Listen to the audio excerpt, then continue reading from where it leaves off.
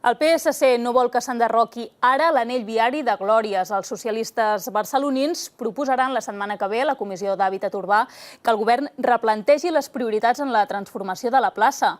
Els socialistes volen que abans d'abordar els canvis de mobilitat s'hi facin els equipaments previstos. Per això el líder municipal socialista, Jordi Martí, planteja no enderrocar el tambor ni començar a construir el túnel per sota de la Gran Via en aquest mandat, tal com està previst. Martí vol que els diners que s'hi haurien de destinar serveixin per fer els equipaments pactats en el compromís de Glòries i construir habitatge social. Estan acabant de cuinar i per garantir... Si en canvi ara gastem aquests diners que el govern proposa, el que ens trobarem és una plaça de les Glòries empantanegada, que si tenim la possibilitat de continuar-la, fantàstic.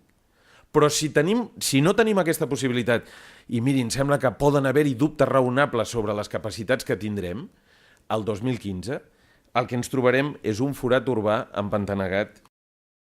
I els que tenen el problema ara mateix són els veïns de la Riera d'en Marcel·lí, al barri de la Clota, afectats per un pla urbanístic que els obliga a marxar de casa.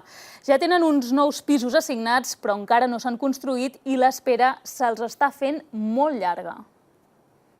Aquestes cases del barri de la Clota han de desaparèixer. Estan afectades per un pla urbanístic que preveu que aquí hi hagi un parc. De moment, però, encara hi viuen algunes famílies que han de ser reallotjades en uns habitatges que encara no s'han construït. El problema és que, mentre arriba el trasllat, els edificis i l'entorn es degraden.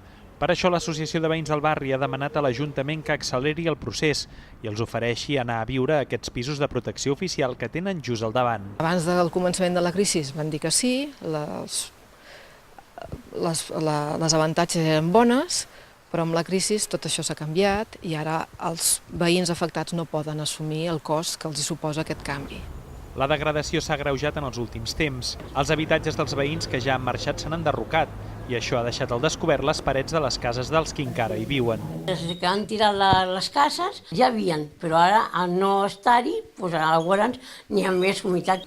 El que hem fet és enderrocar per garantir la seguretat i que no hi hagi, en tot cas, futures ocupacions. És a dir, el perill que tenim és que quan deixem construccions que no han de tenir ús i que en definitiva han d'acabar desapareixent, si no les tires a terra quan toca, doncs després es degraden i la situació és pitjor. El districte estudiarà si les humitats han sorgit a causa dels enderrocs. Els veïns demanen que s'aïllin les parets que ara estan a la intempèrie i que se'ls garanteixi unes condicions de vida acceptables.